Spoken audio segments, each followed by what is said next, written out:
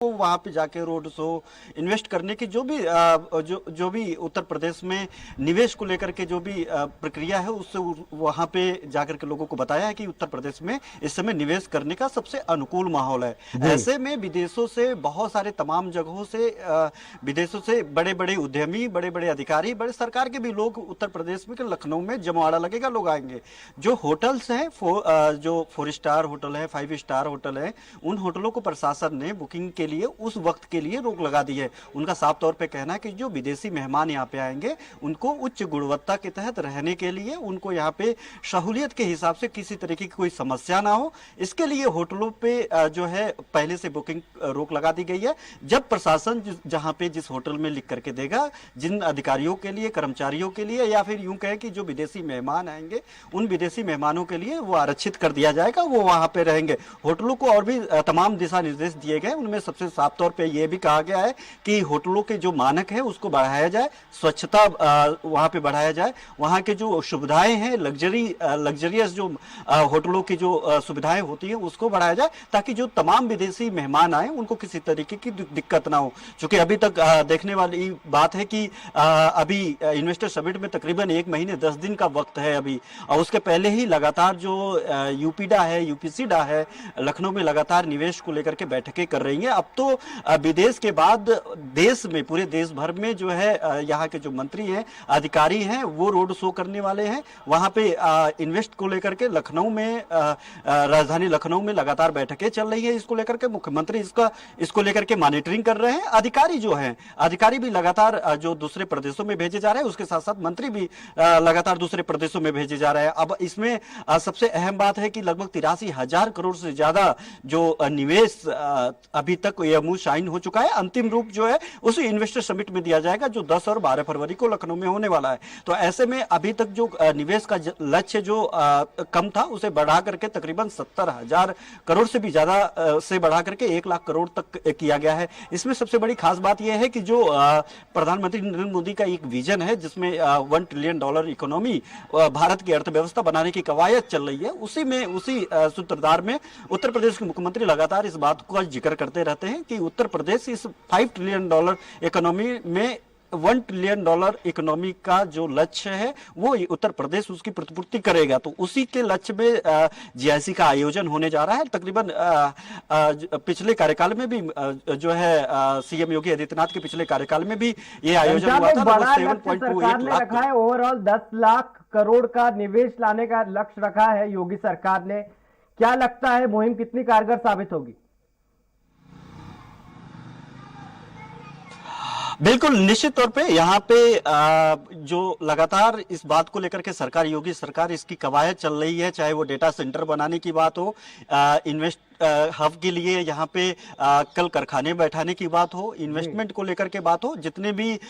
जो देसी टेक्निक है, विदेशी टेक्निक है, उस टेक्नोलॉजी से रिलेटेड यहाँ पे जो व्यवस्था करने की बात हो, रोजगार सृजन करने की बात हो, उन सारे तमाम दिशा में जो है उत्तर प्रदेश सरकार काम कर रही है सीएम योगी आदित्यनाथ के नेतृत्व में। और यही है कि इसमें जो है एक बड़ा लक्ष्य यहाँ पे हासिल करने की कवायद चल रही है सरकार की तरफ से, कि लगभग $1 ट्रिलियन इकोनॉमी जो 10,000 लाख करोड़ रुपए की जो बात चल रही है, उसमें यहाँ पे करने की जो कवायद उत्तर प्रदेश सरकार की चल रही है, उसी की दिशा में ये कार्यक्रम हो रहा है। और इसीलिए तकरीबन 3 महीने पहले, यानी तकरीबन पूरे 5 महीने लगाए गए हैं इस आयोजन में। अगला जो 40 दिन है, ये 40 दिन, और पिछले लगभग 3 से 4 महीने से सरकार इसको लेकर के तैयारियां कर रही है। विदेशों में जो कई जो भारत से अन्य जो देश हैं, जहां से वो व्यापारिक रिश्ते बेहतर हैं, उनमें और उस व्यापारिक रिश्ते को और बेहतर बनाने के लिए उत्तर प्रदेश सरकार में कई सहूलियत किया गया है। जो नियम कानून कायदे यहाँ पे इन्वेस्ट करने को लेकर के जो कठिनाइयां होती हैं, जो चेन होता है, उस चेन को सरल करने की कोशिश की गई है, ताकि जो विदेशी इन्वेस्टर हैं वो यहाँ के जो माहौल को लेकर के, यहाँ के जो अनुकूल परिस्थितियां उत्तर प्रदेश सरकार लोगों को बताने की कोशिश कर रही है, उस अनुकूल परिस्थितियों के बीच में वहां यहाँ पे इन्वेस्ट कर सके। और यही इसी लक्ष्य के साथ साथ भले ही विपक्ष इस पे हालांकि बहुत सारे तमाम मामले जो पिछले तमाम मामलों को लेकर के सरकार को घेरने की कोशिश भी कर रही है कि पिछले जो जितने भी एमओ साइन हुए, और चूंकि अभी एक एमओ ऐसा सामने आया है जो एक यूनिवर्सिटी का आया है, अमेरिका के यूनिवर्सिटी का आया है, जो वहां पे ब्लैक लिस्टेड है। तो ऐसे में उस एमओ को लेकर के भी जो विपक्ष है वो लगातार हमलावर है और श्वेत पत्र लाने की भी मांग कर रही है कि इस पे जो है कहीं ना कहीं इस पे, और आम आदमी पार्टी ने साफ तौर पे जो डॉक्टर संजय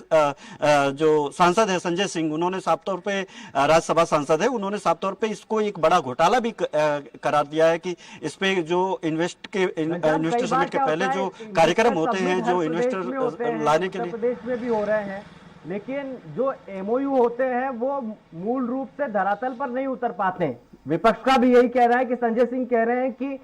वहां रोड शो हो रहे हैं विदेश में, उसके नाम पर अय्याशी हो रही है, रिकवरी होनी चाहिए अधिकारियों और मंत्रियों से। बिल्कुल, मैं उसी बात का जिक्र कर रहा था विजेंद्र की उनका साफ तौर पे कहना है कि जब इन्वेस्टर समिट को लेकर के जब लोग विदेश जाते हैं, उन विदेश जाने को लेकर के बहुत सारे उन्होंने तमाम आरोप भी लगाए हैं, जिसमें उन्होंने कहा कि अय्याशी की जाती है, वहां पे घूमने का पिकनिक का स्पॉट बना दिया जाता है, इन्वेस्टर समिट से रिलेटेड कुछ भी नहीं है। अगर ऐसा है तो जो अमेरिका के दौरे पे जाकर के एक एमओयू साइन हुआ है यूनिवर्सिटी के तहत, अगर वो फ्रॉड है तो जो रिकवरी है, जो खर्चे हैं, वो उन लोगों से, संबंधित लोगों से रिकवरी की जाए। इसके अलावा इसके दो पार्ट हैं, एक आप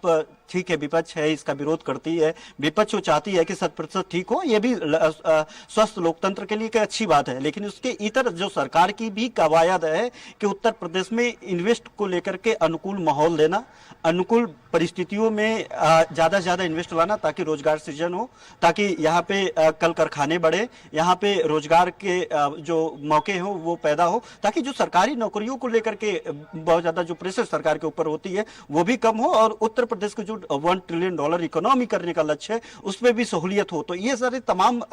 जो तर्क होते हैं, जो इसमें वितर्क होते हैं, जो तमाम दावे और वादे होते हैं, इसके बीच में ये तो सबसे सुखद बात है कि यहाँ पे अगर रोजगार बढ़ेगा तो जाहिर सी बात है कि यहाँ के जो युवा है, जो लगभग 23-24 करोड़ की जनसंख्या है यहाँ पे, ऐसे इन लोगों के लिए कहीं ना कहीं सहूलियत बनेगी और अन्य प्रदेशों के भी लोग आकर के यहाँ पे नौकरी कर पाएंगे और यहाँ पे नौकरी करेंगे। अगर डाटा सेंटर, अगर एशिया का सबसे बड़ा डाटा सेंटर अगर नोएडा परिक्षेत्र में खुला है तो जाहिर बात है कि उत्तर प्रदेश की उस जमीन पे अगर खुला है तो उत्तर प्रदेश को भी फायदा होने वाला है, यहाँ के लोग जो नौकरी कर रहे हैं उनको भी फायदा होने वाला है, जो बाहर से भी लोग आए हैं उनको भी फायदा होने वाला है। अब रही बात सृजन की, तो सृजन करने की कवायद यहाँ की टेक्नोलॉजी, शुक्रिया जानकारी के लिए। दर्शकों को एक बार फिर से बता दें कि ग्लोबल